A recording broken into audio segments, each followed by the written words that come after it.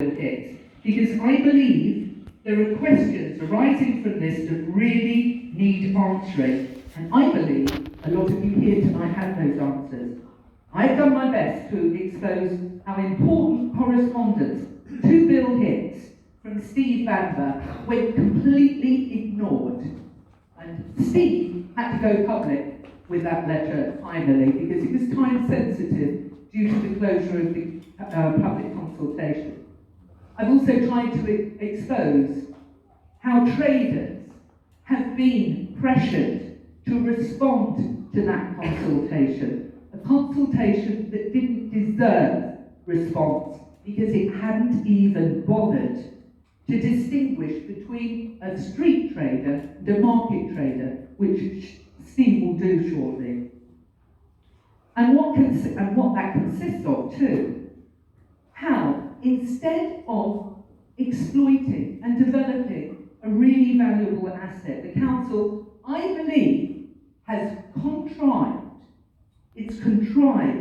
to make it appear that this market is a failure when it isn't. When in fact, as with all the markets I've mentioned, Roman Road, Brick Lane, Petticoat Lane, Portobello Road, markets all over London have been recognised for what they really are. And they are attractions for footfall, not just for local people, but for tourists, city slickers, for trendy hipsters. There is an astonishing lack of vision shown here from Canterbury Council, but it's matched. It's matched by an astonishing lack of respect that's been given to the traders in an historic market that is set to disappear forever if we don't get together and save it. The council is squandering a vital and valuable resource for the sake of creating a dull urban landscape of fresh paving stones and benches between parades and empty shops for which traders can no longer even afford the rental rates in those, judging by the empty facades. Now, I'd like to know why. And I think this evening we shall get some answers, though not from any of the 11 council representatives that I invited here to this meeting this evening, nor from the 2 representatives I also invited from Canterbury Business Improvement District. And that's because none of them have taken up that invitation. And that I consider to be as shameful as this whole affair.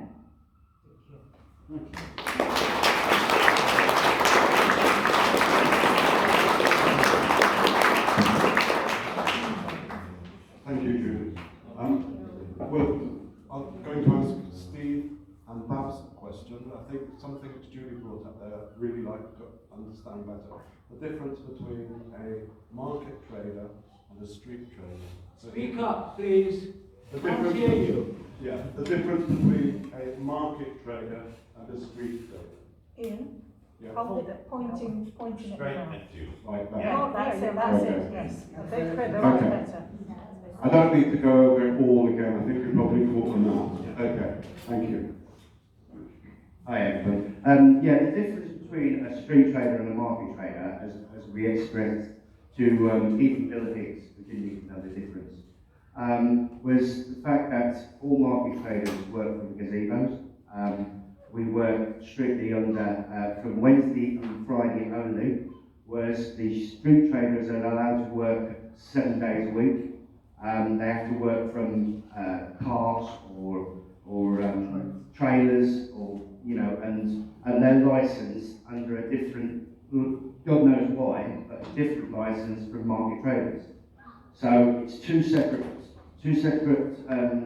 items altogether. So as far as market traders go, we were licensed or contracted with Canterbury City Council, and so are street traders, but they have more strict on what they can sell. We are allowed to sort of change our lines and everything like that. And that is the difference. That is all the difference, but nobody seems to know the difference. And the gazebos is a very important part of it. We work on the gazebo street traders. And Steve, can I ask, what if the result of these plans aim, do they not, to really change all market traders in Canterbury to the status of street traders? So you'll be operating from smaller pitches? So when they brought out the consultation, they brought out 41 pitches and only 2 of them said gazebos was allowed. So you had all these traders fighting 2 gazebos, which is the normal places. And all the prime pitches were set up for the street traders, which with the traders. So they I believe, some of them have already been promised pitches, and we haven't even talked to them. So I think it's disgusting. Well, you know, can I just take the mic for 1 sec? What Steve actually did, that letter that I mentioned, which went completely ignored by Bill Hicks, even though Steve actually asked for it to be replied to by a certain date because of the time sensitivity of the deadline for the public consultation. Steve had to go public with that, and within it, he said he received no proper response to his letter, but he cited numerous things. He mentioned, Steve, didn't you, that none of the traders actually received any notification from the councillors from the council at all, about the plans. They learnt about this. They learnt about the threat to their livelihood by a news story in the Gazette headlined High Street Boulevard. And Steve put that in his letter to Bill Hicks. He said Canterbury City Council never saw fit to give any trader proper warning. We learnt that from the news story headlined High Street Boulevard, which made clear that a report had been prepared by council officers for the attention of elected councillors on the Policy and Resources Committee to consider proposals to declutter St George's Street. And the reason given for this was that the potential new tenants for the council-owned Whitefriars shopping centre might be put off taking up units due to the presence of the market. They said that that was detrimental, that the market in effect lowered the terms rights. And Steve asked, detrimental to who? Not to the local customers or the visitors that flocked to us. He said, did Canterbury City Council not consider that perhaps lowering the unit rents in Whitefriars might improve the prospects of that company securing more tenants? But at the time as well, Steve, right at the beginning, would you like to explain to people how Barbara Flack, that councillor in charge of this, put you in touch with Richard Moore, the council officer, and said that they would like you to draw up new alternative pitches? So yeah, that's actually true. What it did is we met up with Richard Moore and Barbara Flack in Starbucks, and they said they was really interested in working with us to try and move the market from St George's Street to probably look at other pitches quite close, a stone throw away.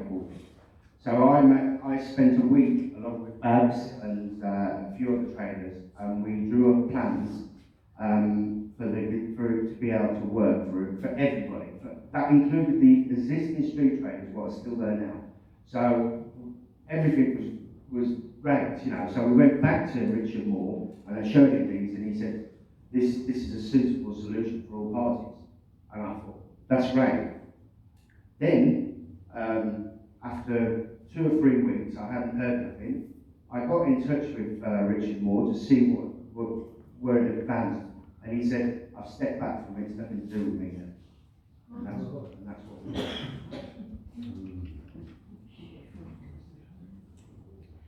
Would Bex like to say something about this? Did you ever hear about this in any other way? Did you hear about this from Steve? Or it must have been an enormous shock. I was shocked.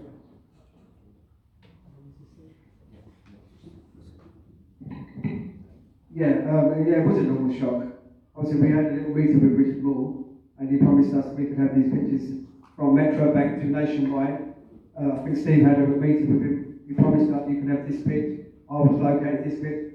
Everybody else was located the pitches, share pitches we could swap certain days, but obviously didn't come into force. I think it was all false promises from him. False promises. But also, I suggested to save room that we would do what we call a shared pitch. Now, this has never been sort of like looked at before, but I got all traders to agree that if we opened up a 20-foot pitch 7 days a week, you would possibly, for every trader in St George's Street to be accommodated, we would only have to find about 40 foot of room for the gazebo. Because we had all made an agreement, and that was difficult. I was getting people to change from a Wednesday to trade on a Monday, and that was very, very difficult to do. So what I asked, I said, if we could all get round and share a pitch, so we could do that. Perhaps I could do 2 days, perhaps could do 2 days, Gavin could do 2 days, and somebody else could do 1 day, and that would cover 4 traders. And in 2 lots of pitches, we would have been able to put that to bed. But no, they said, if they was interested, oh, what a great idea, then bang, nothing. That was the end of that. What's interesting, you see, is that I've still got Steve's letter to Bill Hicks here, and on this very subject, he said to him, the understanding was that the market traders would surrender their market pitches to trade from alternative sites close to the market's existing base, and on that understanding, I was then duly instructed to draw up plans for alternative pitches to traders, and he did that close to St George's Street, proposing alternative pitch sites in the High Street, which Richard Moore then agreed was a good location due to footfall. This is Steve's letter. In January of this year, I then contacted Richard Moore for an update and found he was no longer in place, as Steve just said. He informed me that he, quote, needed to step back from these issues. I wonder why. But he assured me, that's Steve, that you would be coming on board, that's Bill Hicks, to help traders secure a future for the market, but not until the end of February. And then Steve went on, in fact, as you well know, it was not until March of this year that I was to gain a meeting with you, following a period of several months of uncertainty, of worry and stress about the responsibility I bear, not only to my family as breadwinner, but to all the other market traders I represent, who were looking to me in that period for information and leadership. In March, I remained hopeful of positive news, because Richard had previously told me that the plans I had submitted were good, and that he wanted to work with us to secure a future for market traders. Unfortunately, that future was to remain a mystery, because the council then chose not to share its own plans with any traders until this consultation went live. And when it did, it came out with those sites that Steve has just explained. The 2 sites for market traders in Iron Bar Lane and Station Road West, totally unworkable and unacceptable. And yet, despite all the work that Steve did, in this report, it says, the market will need to move to facilitate the George's Street improvements. No suitable alternative location has been identified, despite several attempts in September 2019, when officers met with National Traders Market Federation reps, and it says a number of options were set out in the report. All were rejected as unsuitable. And this report, throughout, that's what it says. It's its mantra. There's nowhere else. No. And it's not true. No, That's not true at all. And it's, how can I put it? It's really got to me embarrassed, because we put in all our hard work and they've just sort of rejected everything we put forward. And all the other traders, what's helped with me, I felt as though I was responsible for the traders, because I was leading them down the way of getting off St George's Street so that the work could go ahead, and I was leading them into something very similar to what they'd already got. And this has been sort of like now thrown back in my face, and I've had, along with Babs, had to say to the traders that we're back to square one. Not only that, Steve, I mean, the other thing that you've had to deal with is the consultation finally. Obviously, it was supremely important that you needed to see what they were presenting you with, and what happened then with the presentation of that. So 24 hours before, 24 hours, we got a call to say that they wanted to meet us the following day. So I rounded up all the troops and we all went down to the Whitefriars boardroom, and they said they wanted to discuss what was in the consultation, and they wanted to go through us bit by bit and explain to us what was happening. So we all went there. And when we got to Bill Hicks turned around and said, we've got no consultation papers. No consultation papers in front of us, and we had nothing to discuss. So we walked out with nothing. Then the next day, they called the street traders in, and they had the consultation forms in front of them, and they said to them, we like what you're offering us, which is the street traders, not the market traders. And I went, you couldn't sort of make this up. It's disgusting, how they treat us. I was going to suggest that what we do is take questions and contributions from the floor, and the people on the panel, either side, will of course be happy to respond to points which are raised. Just before we start with the questions and that, I would like to say, my guess is that there are people there who are not used to speaking in a hall like this. I would like to say to you that you almost certainly are, I'm sure that we're all among friends, and please ask your questions, make your contributions. There's no need to worry. And the other thing is that if you're thinking of asking a question and you're worried that it might be a bit obvious or a bit naive or something like that, I would say to you that in my experience of teaching, the people who always begin a question with, I don't know if I should ask this, but they're nearly always the best questions.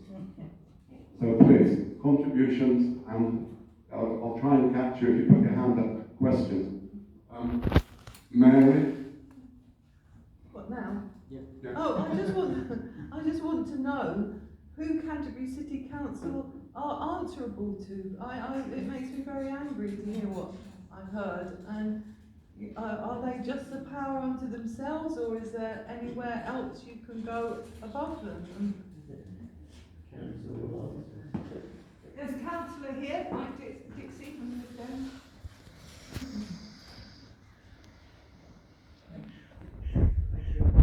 Labour group as well. We're all, as I think most of you here know, really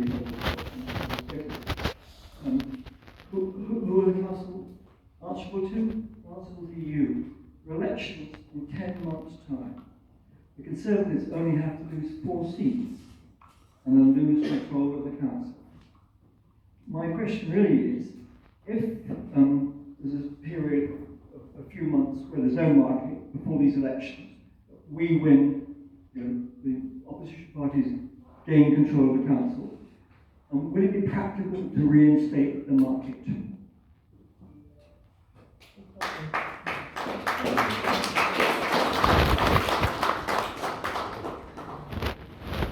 I'd like to say one reason why this is a public meeting really is because of the lack of democracy at Canterbury City Council, which you know, Mary, and I know, and any other campaigner knows.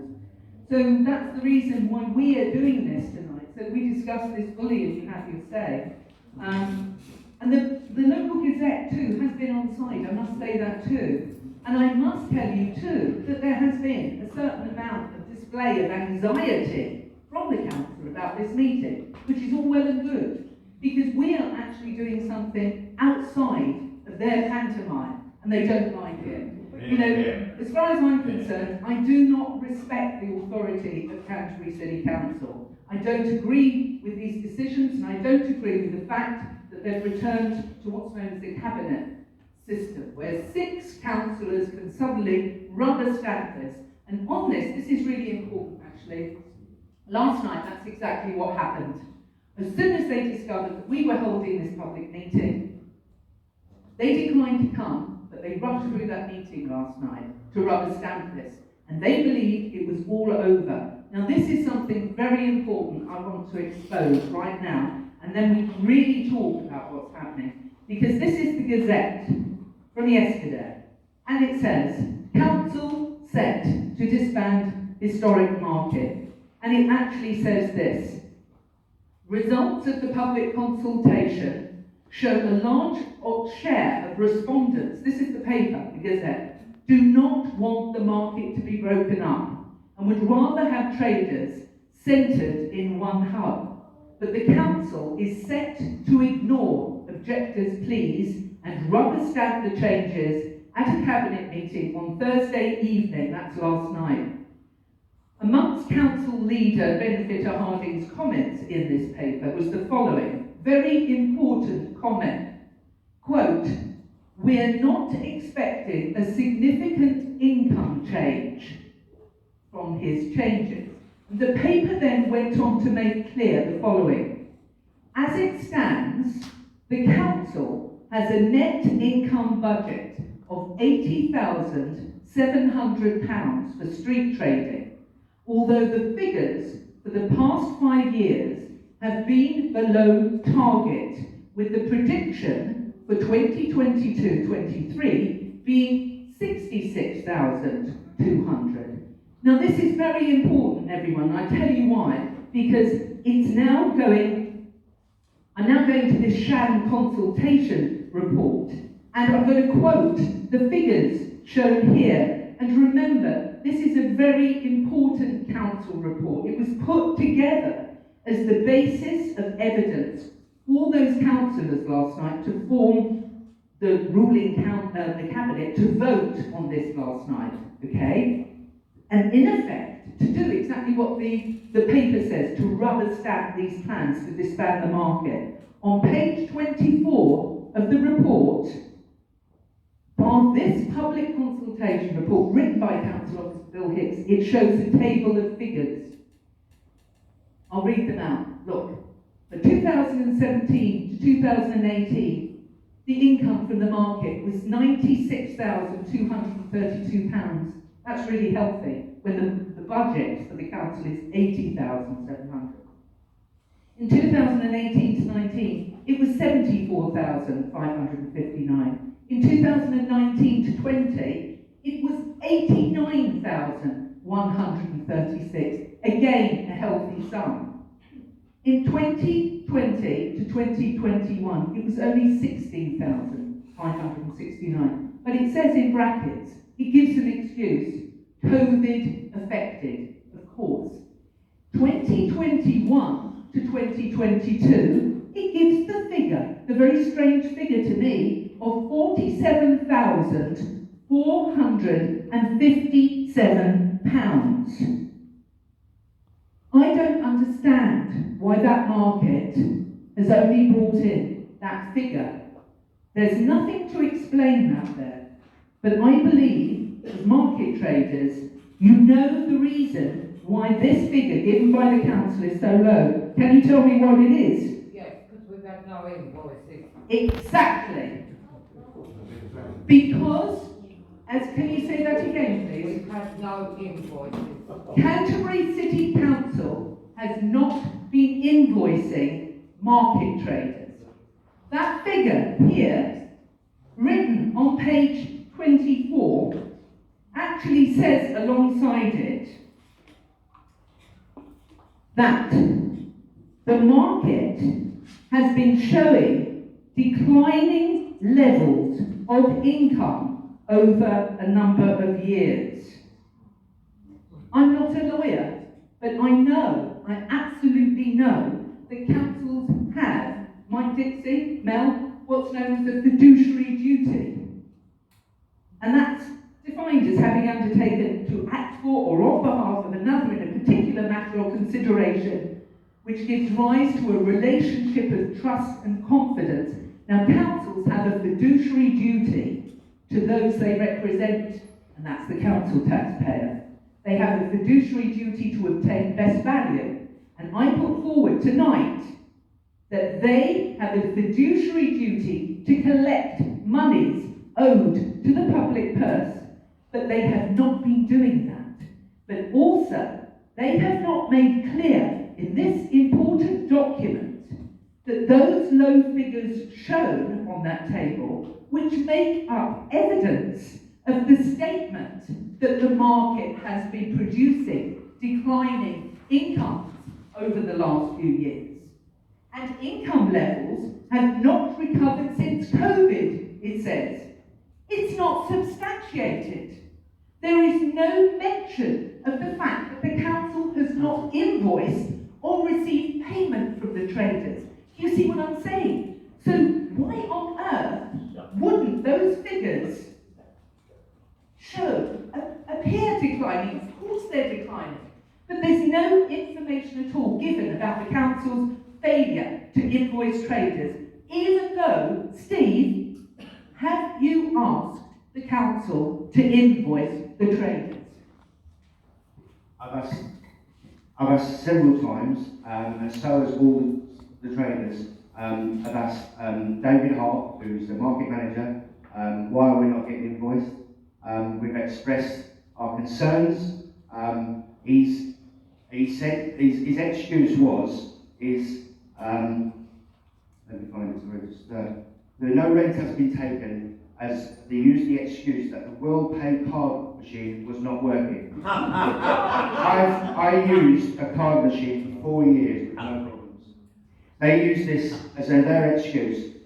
After me arguing the fact that we need to start paying, they then decided that he would come back to us and ask us if we could start taking invoices. That was in January. We still haven't had an invoice. So Steve, what Steve's saying is they haven't been invoiced since January. We haven't been paying rent. Okay, if you add up that sum, there's about £39,000 right there. No one of us have paid rent, and we've been. Have the street rated? Yes, street traders have been paying rent. Yeah. And Steve, since when haven't the council been invoicing you? Since 2020. Since 2020, they have not been invoicing these. They've taken payments on Sketchy, say using the excuse of the World Pay machine not working. This was the sketchiness that they used to say that it would work, but it wouldn't work. It never failed. It never failed at Herne Bay. And yet they stopped taking payments from Herne Bay in January. Was it January, guys? Was it January? Sorry? February. In Herne Bay, they're not taking payments. No, in Herne Bay, no.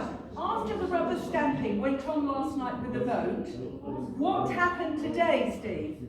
So, this guy here, I won't mention his name, but he received a call from David Hart saying that you would receive your invoices as from today.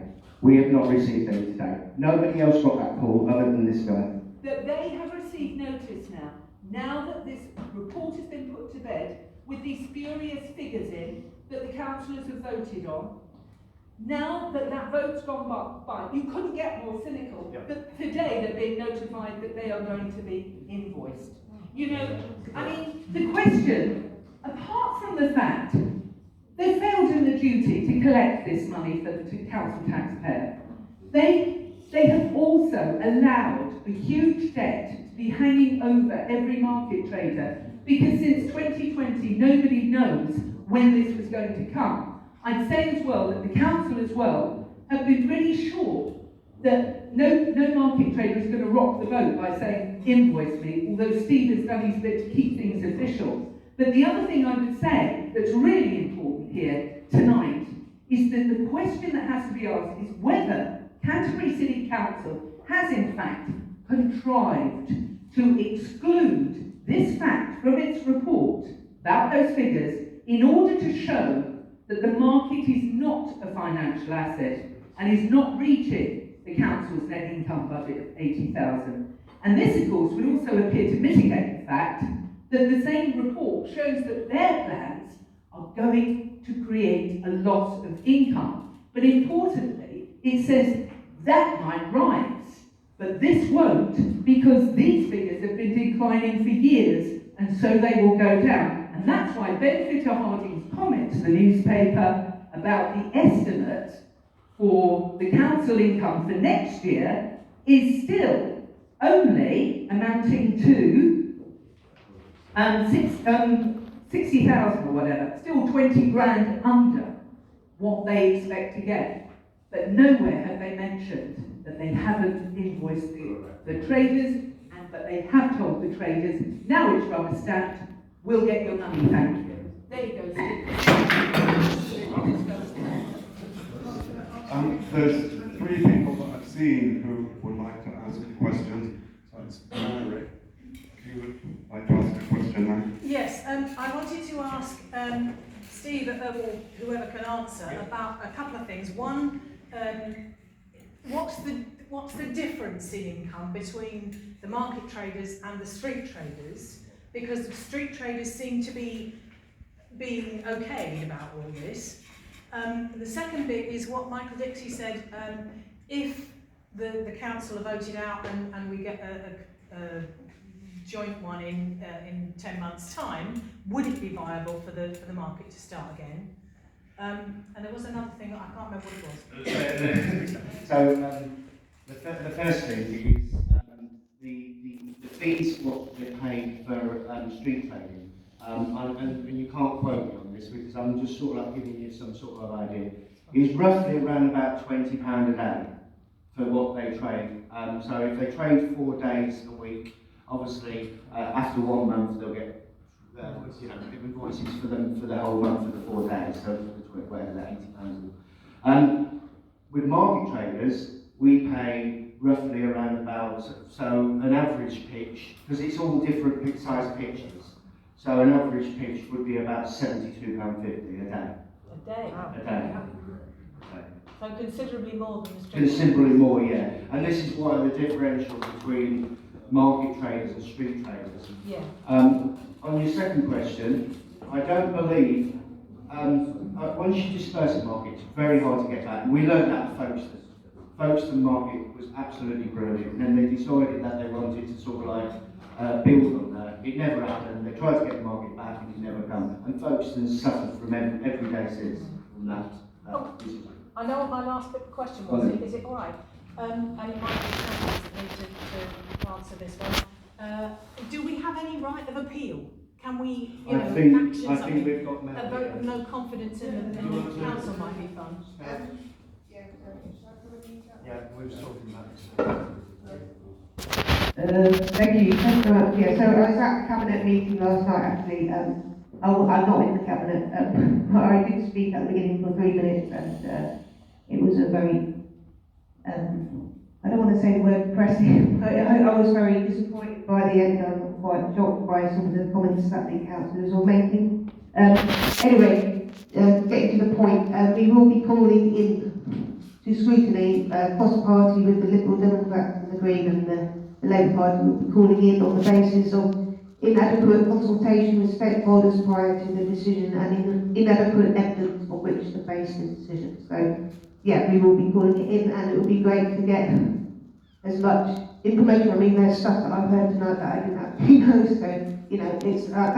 I mean, to me, it's bordering on illegal, really. And it could go to judicial review or further. So I think, yeah, we'll get together. So. Thank you.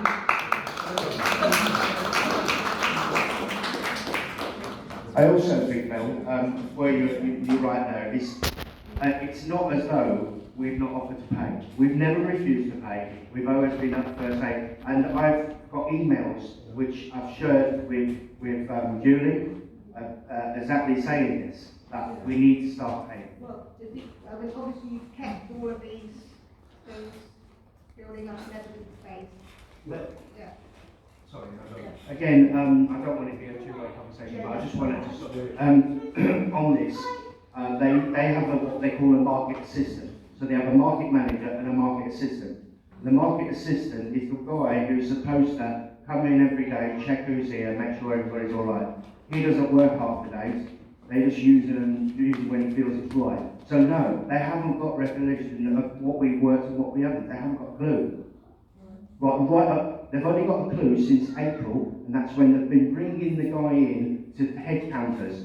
That is the only time. Before that, they've got no recollection. They say they have, but they haven't. Thank you. I'm going to, people have been waiting very patiently, to ask questions. So I'll just go through the order that we're waiting. This lady here will be first. The lady behind with the pink, I don't know quite how to describe it in your hair. And then in front of you, the gentleman in the white short sleeve shirt. So if you could... I just wondered if there's a role for Rosie Duffield to play in this. She has been missing out, as I said in the letter, but surely we can apply to her to make some sort of, what would you call it? Something on our Gesture? Something. What a joke. I don't know if the best way might be to deal with the three questions and then the panel respond to them. So, Well, it's sort of a comment rather than a question. It is that effectively what you are describing is a deliberate campaign to do away with the market completely, regardless of the views of residents and everybody else. Yeah. And secondly, the financial side seems to me to be clear fraud. Yeah. If we are in a position to be able to have the Gazette on side, is there any way that this can be really concentrated, front page all the time, suggesting this is actually illegal because you have not been invoiced and therefore the figures are false on which that decision was taken by those council members? Yeah.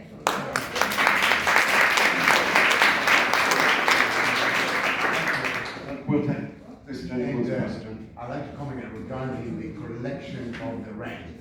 There's been messages sent from David Hart requesting the date we worked, and I received 3 since last December. And I replied, I don't know about anyone else, but I personally replied, and those are retrievable messages that were sent back with the information, all the dates, the one that I worked, and no reply ever came back. Therefore, there is a deliberate plan, there is a narrative there, thought by someone which deliberately trying to dismiss the market, render it But you've got incompetent money-wise, and as Steve mentioned, we were supposed to have a manager or some manager role on site, which hasn't appeared for the last year or two, and therefore we'll deal with those 3 questions. Before we go any further, we must also be respectful towards people who are not here to answer questions for themselves. I think people probably understand what I'm referring to. I'll pass. I don't know who'd like to deal with. I think it'd be good for Steve to deal with the Rosie Duffield one. I'm a bit partial on that. I contacted Rosie Duffield quite a while ago and explained our situation. I got a reply, not from Rosie Duffield, from the secretary, saying she's very busy. That is.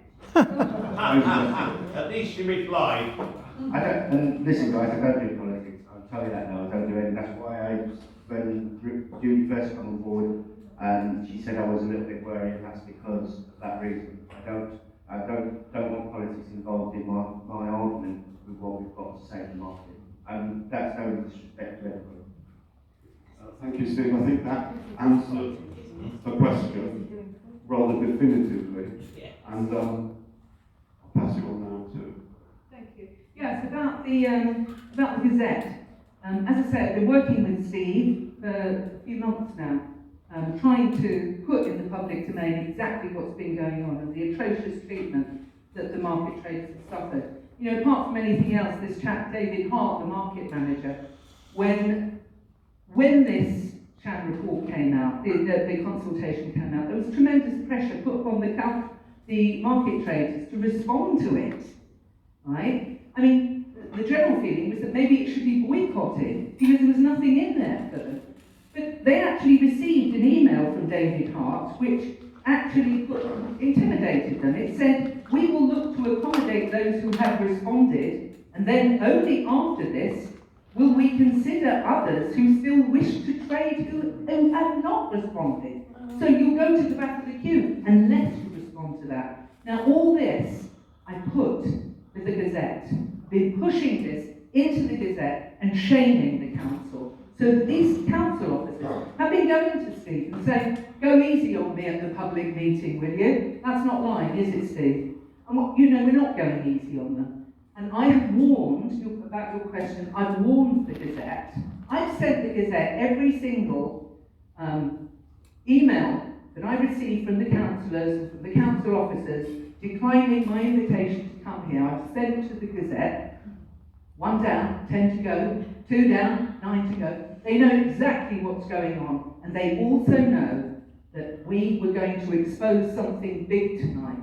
Now, I didn't know whether or not we'd be able to do this, because I want to shame the council for what they've done to the traders in terms of this invoicing, in terms of creating bogus figures in this report, which has become the evidence for those councillors last night to vote this through, to rubber stamp it. They look foolish. When this comes out, they're going to look like complete fools to have believed this. And we're going to pull this apart, section by section. And the Gazette knows it's getting a press release. I'm writing it with Steve this weekend. We're also going to write a letter to the Gazette too. And then at the end of this, we will ask you to do something, but it's in line with your question right now. If when you leave this meeting, if each of you, if you feel able to, if you could write a letter of less than 200 words to the Gazette, the actual email address is kentishgazette@thekngroup.co.uk, I'll give it to you afterwards, and you tell them that you came to this public meeting and what you think about what's happened. If we can flood that paper next week with 2 pages of letters about this, I promise you we're going to get somewhere. And my last point is, I'm with Steve on the political front. I campaign my socks off for Rosie Duffield. Really, I never know what I'm for, because I never end up trusting what I'm for, but I know what I'm against. I'm against this kind of corruption, and I'm against this treatment, this maltreatment of people in our community. So if you get behind this, the opposition parties that Mike and Mel belong to can't defeat the council at the moment. It's a pantomime there, as I've said. But the community, if we get some cross-party force on this against the powers that are wronging council, and that means all of you exercising your power, we can do something very big with this news. I believe we can bring Benfitter Harding down. I actually do, because this is shameful.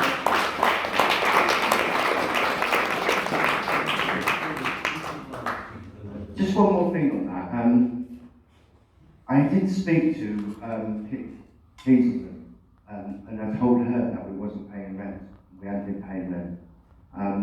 So she was aware that because I was told the NMTF, they're a national market federation, they know we haven't been paying rent. So this isn't just something which is being sort of like just put out tonight to sort of like get a big story. This has been a big concern of mine, because if these guys end up with bills of £2,000, £3,000, £4,000, £5,000, this could cripple them. They won't have to worry about their livelihoods, it could just cripple them. And I know it's all right for people to turn around and say, well, you should have put the money aside. But you know the way that the things happen. It's not as easy as just putting the money aside.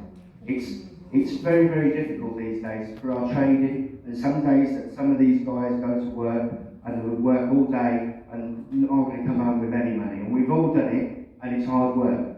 It's not, it used to be where years ago market traders was a lucrative business. Now it's not. It's just to make a living. That's all we do, make a living. We don't do anything else.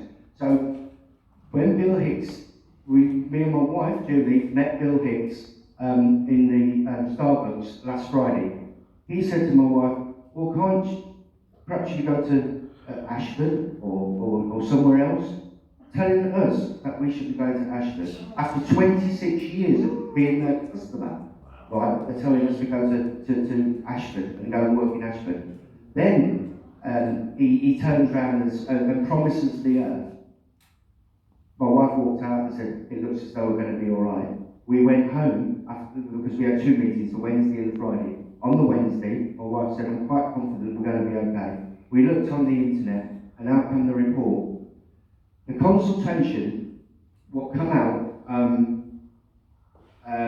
1 month before that consultation came out, we got David Hart come down to the school, to my school, and said to me, your vapes are not going to be allowed to be used when you go to the next stage. I went, okay. Why is that then? They're not illegal, is there? He said also, this guy can't sell certain clothing, which is rude. Isn't that right, Rude? Yeah. And we looked at it strangely. Only to find that when the consultation then went out a month later, and then the results come through when we got home on Wednesday night, high on the agenda was vapes and clothing. So how would he know that that wasn't going to be allowed and that was going to be the top topic in the consultation? But, you know, so unless it's been wrote in, I'm not going to say that, but these are the sort of things that we as traders have been up against. And he promised us the earth, and when we got on there, and then when me and my wife met him again on Friday, what did he turn around and say? You can sell your babes. Yeah. And the thing is, when Steve says, you know, that the market traders may be, you know, worried about getting a bill of thousands of pounds, there are 13 market traders, right? 13 market traders. You're talking about tens of thousands of pounds here as a total that's not showing in these reports. Tens of thousands of pounds have not been invoiced for. This is just so corrupt. Negligent. Right. Well, if you would like to ask a question. And just before you look, is there, how many other people would like to ask questions or make contributions? Yeah. And Mary. Right. What is really shocking is that this council planned this whole thing to finish up with that report saying it's not making any money. Yeah. And they planned that for months and months, if not years. Didn't they? Because they refused taking your money. It was sort of like an intimidation towards us as well. But they planned that so they could finish up at that stage. That is a criminal mind at work, actually, if they did plan it like that, and obviously they did. I mean, we'll make one other point. I wonder where Labour Party was over the last 2 years. These people have been struggling to save their livelihoods. It's all very well for the councillor there to get up and say, well, Labour will do this and we'll do that. Well, we've heard that before. The only way that this will work is these people here, that do it themselves. Because parties, none of the parties are going to help you, are they? I mean, did any of the parties offer you help while you were struggling with this? To be absolutely fair to everybody, no matter of, I don't like politics, so I was looking for another aim. I was basically fighting it myself. Yeah. Because what normally happens, Kaz, is if so if I'd have gone to say like now, no disregard, I get on really well with them. Yeah. Then they just counteract it. They just so everything you say is it goes back and then say like benefits only will go against this and you just sort of not getting nowhere. Yeah. But did they come to you, is my question, and say, look, we'd like to help you? I mean, as far as the Labour is concerned, I mean, PIP was trying to help, but the very limited amount of help they can give us. We understand that, and we realised that I went to one of the first time when the market was being disbanded, and the decision was in October. We all went and sat there, and they was talking about our livelihoods and everything, and then we looked round, and it was due to have the vote, and we looked round, and one of them was asleep. She woke up and pressed the button. She didn't even know what she was pressing it for, and that was me finished. I thought, this is our livelihood we're talking about here. I'm not wrong now, am I? Can I just Yeah, I think so, yes. I'll break the order and then if you'd like to come back on that, Mark. If you'd like to come back and then...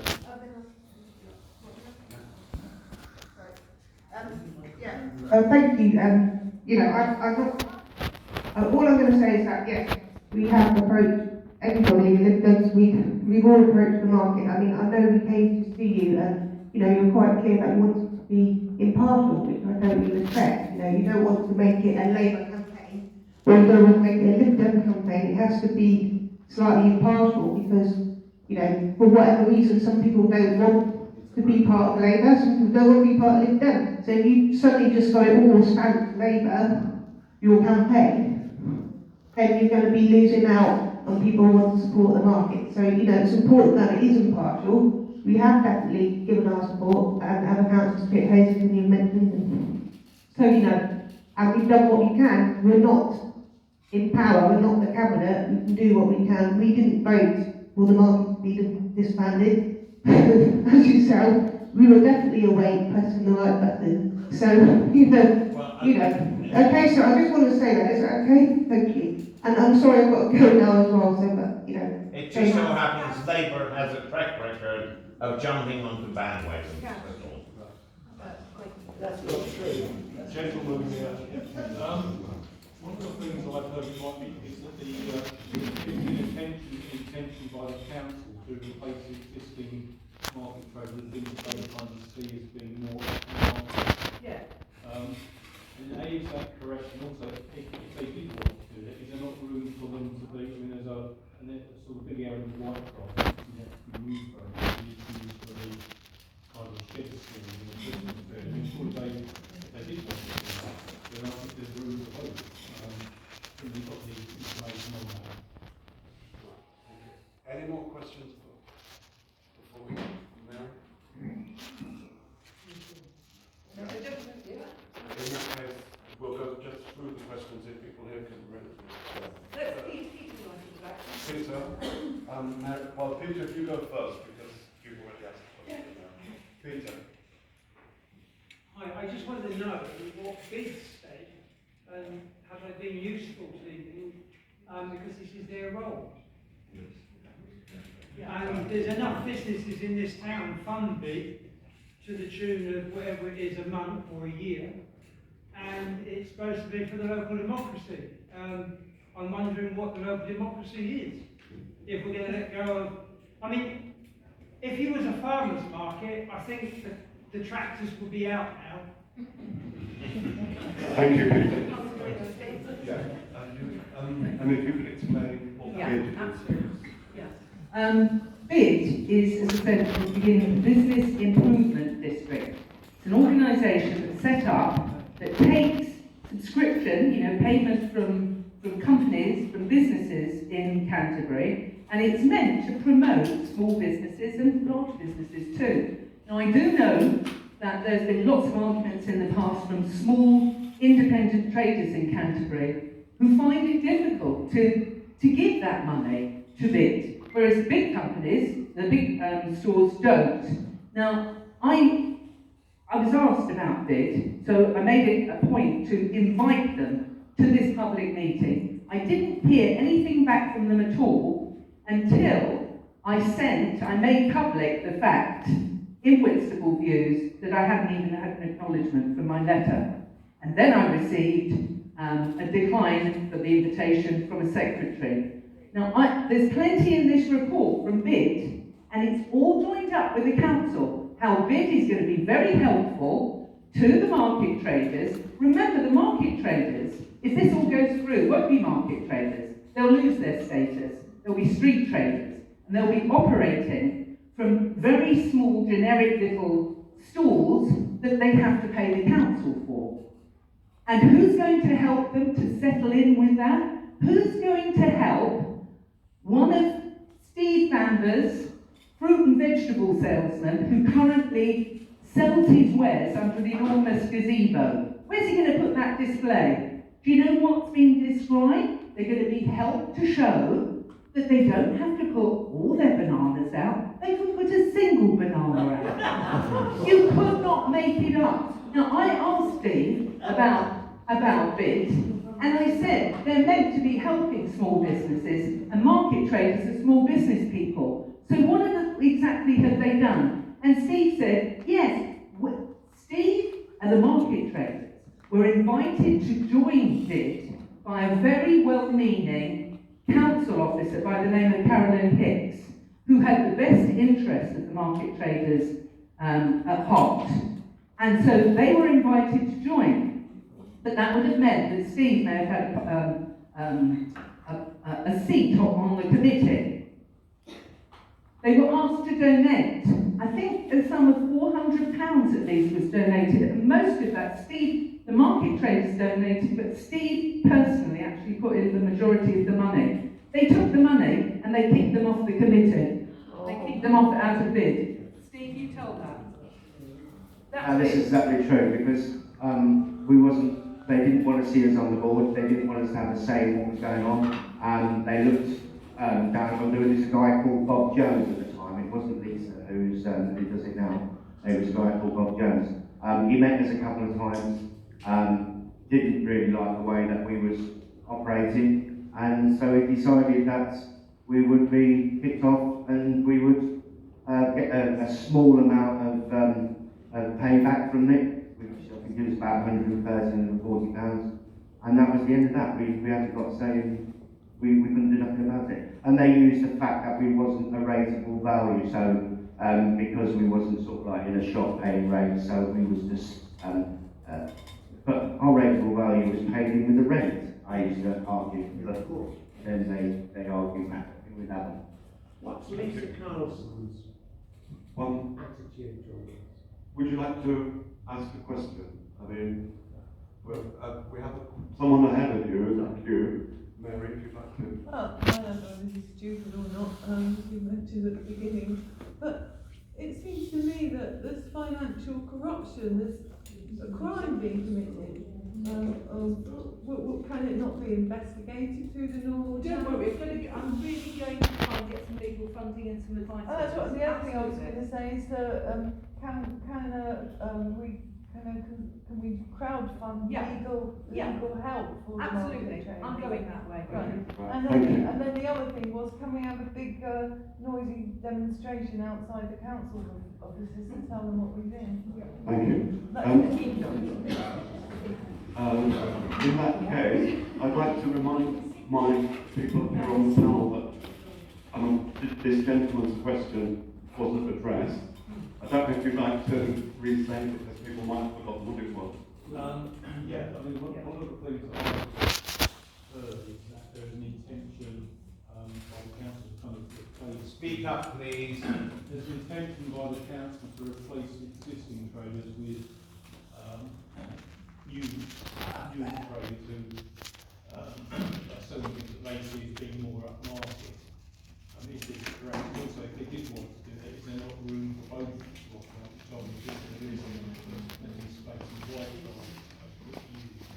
Thank you. Well, lady, I still don't know what the thing in your hair is called. It was simply to say, in terms of the campaign to make the council do what we as council taxpayers would like them to, thank you so much, would it be worth seeing whether the local businesses, which maybe in January, there are relatively few tourists, the market is still there, so we who live here will not be going if the market is not there, and there will be no footfall. That means that the local businesses in this smart, swanky, large area will have nobody going, possibly for a little stretch. And if they were on board with this, may well be some help. I don't know. I haven't noticed any other hands going up, so I would say that one goes up there. So what I'd like to do then is maybe Peter, if you ask your question, that will mean that there are 4 questions for the panel to deal with as we close, unless there's anyone else with a burning issue to raise or no? Okay, so Peter, if you'd like to. Okay, so this idea of footfall. So does anyone have the figures for the Christmas footfall when the Germans are invited over to do the Christmas with all the sheds and everything else, do we know the footfall for local shops there? Because if that's a governing force, then obviously the footfall would be less but similar in character for our local market. Thank you. That will be the end of the questions. I'm hoping I haven't missed anyone. Seems I haven't. In that case, I don't know if from the panelists who would like to. That question about the that is exactly what they wanted to do, go on market, and it was mentioned in the report about city feast and people like that coming in and sort of like filling the gaps. I've always been interested in getting city feast into the St George's Street. I know that's been going on, I think, for quite a while. Can you explain what City Feast is? Oh, sorry, yes. City feast is like run through like bits, and they they sell all different organic, all sorts of food, you know. And this is the sort of thing that base the sales on, not what we sell for local people. So that they're looking towards tourists rather than looking for the local people what we supply. And I've always said, and I'm going to go on a bit here, but because I'm passionate about this, is that if we get a little old lady what comes to speak to us on a Wednesday, and she may have 110 problems, she can come and talk to me and my wife, and we'll sort of speak to her half an hour, and she walks away with a smile on her face. Or she can go in one of the bigger shops, and you can talk to her machine. And this is the difference between what they don't understand is that the local people, they come to spend their money and talk, and it's a social side of it as well. And this is what they're missing out on, because that social side is for some people mentally, and to come and chat with some of the traders and have a laugh and a joke makes their week. And I'm sorry to get off you what you're sort of saying, but this is the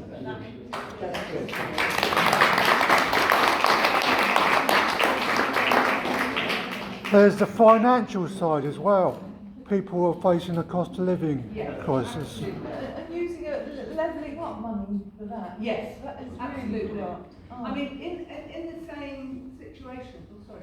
Can I just make a correction? In fact, the money is not from the living up fund. It's not coming from the living up fund? Oh, well, it's not about kickback, it was. Well, it isn't, I'm afraid. So somebody's got it wrong. It's actually mainly from parking income. So it's Canterbury City Council income? Yes, but it's not the levelling up fund. Right. Okay. But do you know that they have the £1.2 million in place?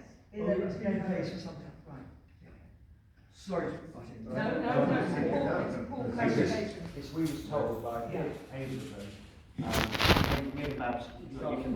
Me and Babs had a meeting in Starbucks with Pim, and she assured us that it was the level of what was the. I'm not certain. Pim is a relatively new master, and she hasn't got the same history, so I'm sure it was a genuine mistake. Sure, yeah, no, I'm not out to sort of like. No, it's very important that we know that, because that 1.2 million, this becomes even more clear, doesn't it, that this is actually money already in the council's coffers that could go to something other than paving stones, benches, and the destruction of the community asset. It's council money, not government money. Yeah, that's what I'm saying. It's about the money to be used for us. Right. Thank you. What I'm going to do now is ask the people up here on the panel if they have any closing remarks to make. And I dare say that there will be things said about where the campaign goes next. Yeah, Steve, actually, you want to say please do it. All I can say is, I just want to thank everybody who come. I really do appreciate it. We as market traders have been, well, my stomach's been turning and turning about whether people would turn up and support us, and I'm really, really pleased that I can go home tonight and say that, we've been well supported. Thank you very much for that.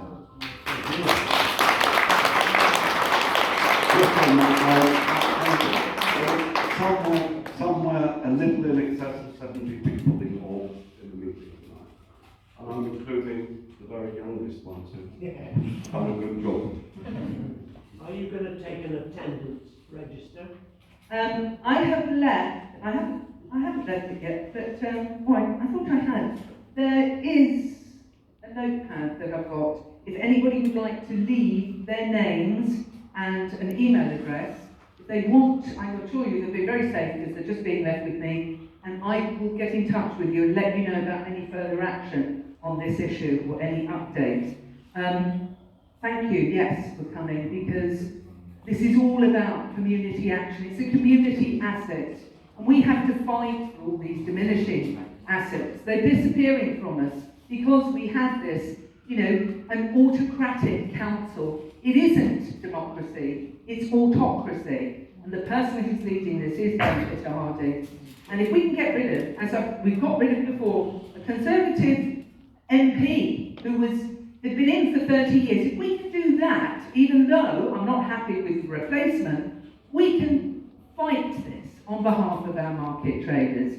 So I'd like to say to you, please don't think that you're on your own, that any small thing that you do doesn't much count, because it does. Because together we have our strength. There will be no councillors, there will be no politicians, nothing, if people didn't vote for them. And we've got too long to wait for an election for these guys and these women involved in this market. But we do have, and this is what I said to Steve last night after that vote, the vote may have gone through, and the council think they've won. They think we're finished. But that market isn't due to leave until January. So I've said to Steve, in fact, we've got 4 months, and we're only just beginning. And we've begun here tonight with this important expose. That's going to the press. You tell everybody about this. Get everybody on side, and we can fight this. Because all we wanted, really, Steve has been perfectly reasonable. It wasn't a case. The best scenario would be if the market remained in St George's Street. Of course it would. But even in Steve's letter to Bill Hicks that went ignored for 2 weeks before he went public, it finished with the fact that he was still open for negotiation as to workable pitches for the market traders. We want them to survive. There's no reason why they have to have their livelihoods taken away. So believe me, please write to the newspaper if you can. Less than 200 words will do it. Kentish Gazette at thekngroup.co.uk. Contact me if you like. You'll find my website.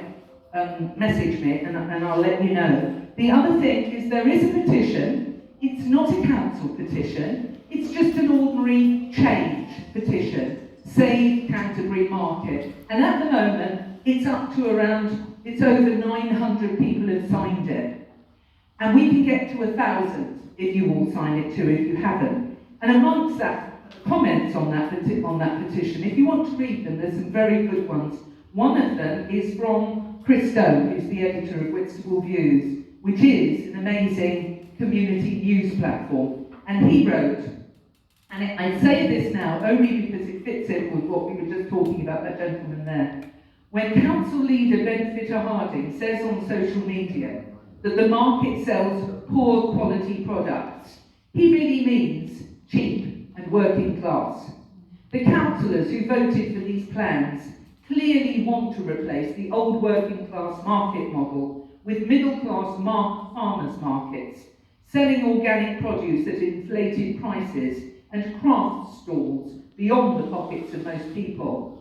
That's what this is really about.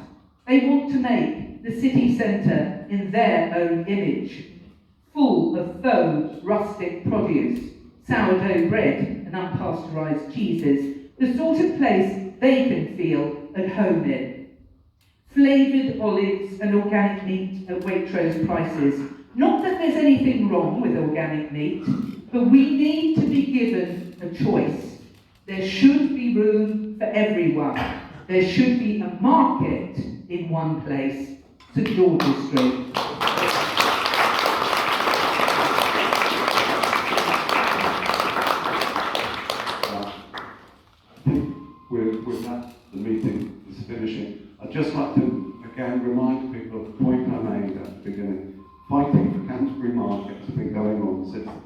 19th century. And the fact that the market's there indicates to me who I would expect will win. So, thank you all. And a big thank you, please, to Dr. Ian Jasper for chairing this. Thank you. Thank you, Dan. Thank you.